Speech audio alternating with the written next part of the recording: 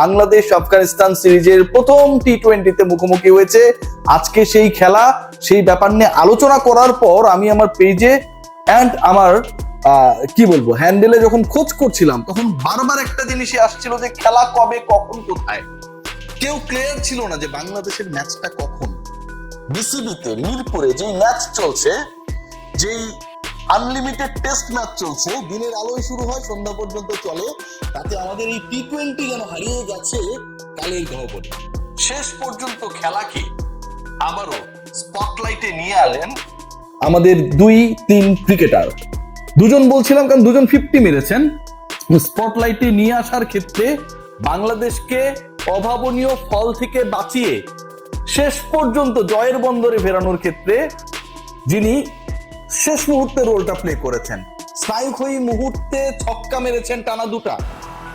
সবাই যখন তাকে আরো একবার লর্ড বলে ডাকার প্রিপারেশন নিচ্ছিল, যখন বিভিন্ন স্পোর্টস যে পেজেস গুলো রয়েছে সেগুলোতে নতুন করে সবাই কার্ড তৈরি করছিল, জাস্ট প্রেস অর পোস্ট বাটনটায় আঙুল দিয়ে রেখেছিল, লর্ড সোহান কি করলেন? সেই সোহান আমার স্পটলাইটের 3 নম্বর ক্রিকেটার।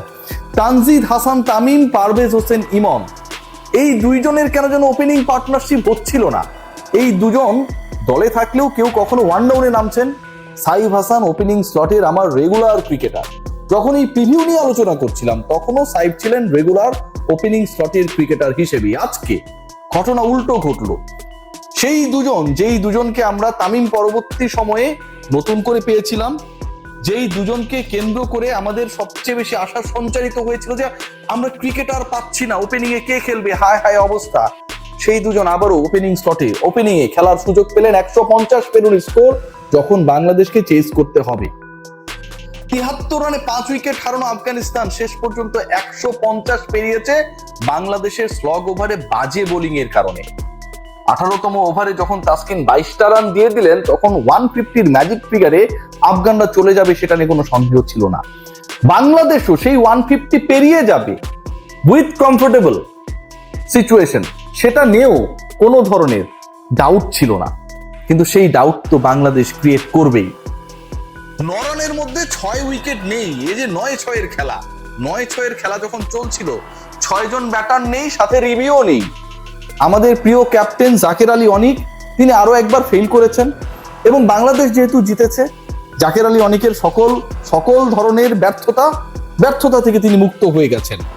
এমন একটা সিচুয়েশন যখন রশিদ খানের বল যেন চোখে দেখছিলেন না। নূর আর রশিদের যখন ওভার শেষ হয়ে গেল, 16তম ওভারের পর যখন তাদের আর ওভার নেই, ঠিক তখন মনে হচ্ছিল যে সোহান হয়তো ম্যাচটা জিতিয়ে দেবেন। সেই সোহান অপরাজিত থেকে ম্যাচ জিতিয়ে মাঠ ছাড়লেন। আপনারা প্রায়ই বলেন না, তোমার সোহান কি করেছে, আপনার সোহান কি করলো? সেই সোহান আজকে বাংলাদেশকে 176 স্ট্রাইক রেটে ব্যাট করে ম্যাচ জিতিয়েছে। যেই সিচুয়েশনে বাংলাদেশের 9 রানের মধ্যে 109 থেকে 118 6 জন ব্যাটার আউট হয়ে গেছে। সেই 6 জন ব্যাটার কারা? তানজিদ হাসান তামিম, পারভেজ হোসেন ইমন, সাইফ হাসান, শামীম হোসেন পাটোয়ারি, জাকের আলী অনিক।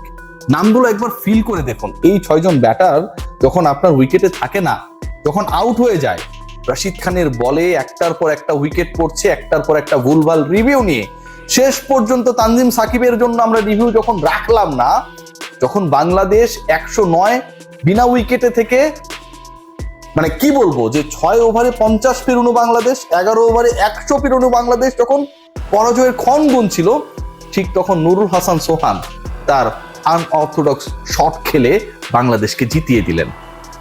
সবশেষ 4টা ইনিংস সোহান যেটাই খেলেছেন, এই 4 ইনিংসের মধ্যে সোহান আউট হয়েছেন একটায়। এই 4 ইনিংসের মধ্যে সোহানের 175 প্লাস স্ট্রাইক রেটে ব্যাট করা 3টা ইনিংসে, 2টায় 200 প্লাস স্ট্রাইক রেট। আজকের ম্যাচে যেই সিচুয়েশনে সোহান ব্যাট করেছেন, যেই সার্কামস্টেন্সে তাকে খেলানো হয়েছে, তাওহিদ হৃদয়কে ড্রপ করে বা নেই, তিনি খেয়াল করে দেখুন, তাওহিদ হৃদয় নেই, হৃদয়ের জায়গায় সোহান। এটা তো আমরা কেউ মানতেই পারতাম না আজকে যদি বাংলাদেশ ফেল করতো, জিততে না পারতো। সেই সোহান হৃদয় জয় করে নিলেন। হৃদয়ের না থাকা ম্যাচে দারুণ দারুণ সব শট খেলে বাংলাদেশ এই জয়টা যে পেয়েছে, এটাতে এক্সাইটেড হবার জায়গা রয়েছে।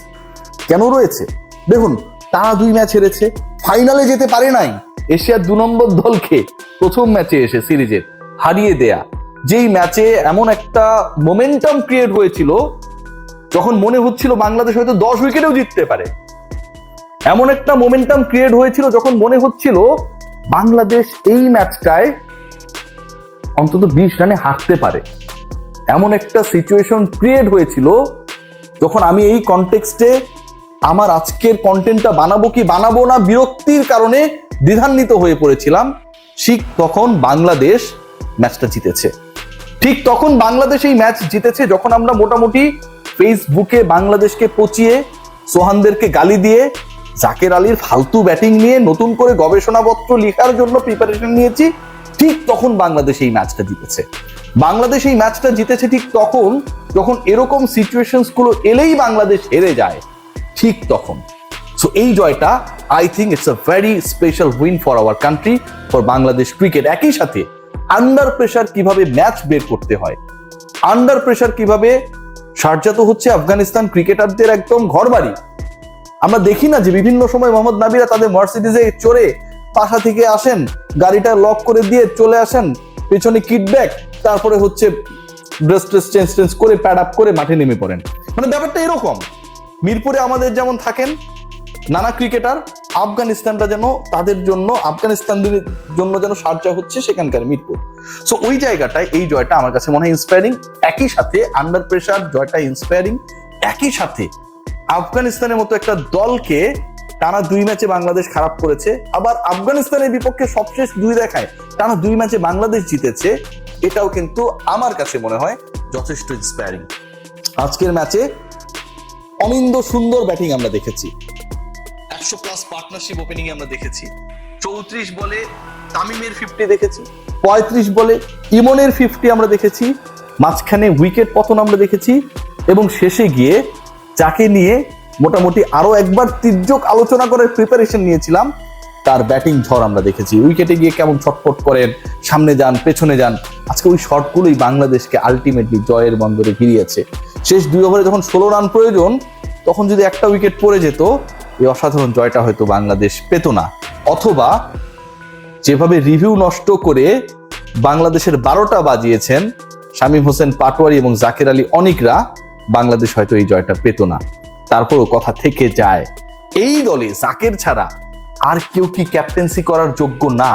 যদি তিনি ফুল টাইম ক্যাপ্টেন না হন, তাহলে why not that captain is Nurul Hasan Sohan.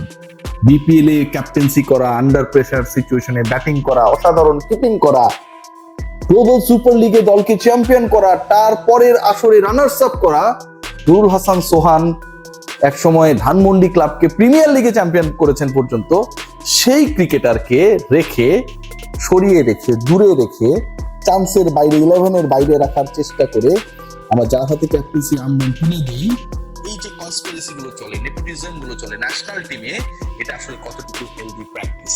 Strike হয়ে ম্যাচ শেষে স্বস্তি আছে ঠিকই, তবে জাকেরের অস্বস্তি কিন্তু আমাদের বয়ে বেড়াবে আর বহুদিন। সবাই ভালো থাকবেন। সোহানের জন্য কেন চিৎকার করি, চিল্লাই, বুঝতে পেরেছেন তো?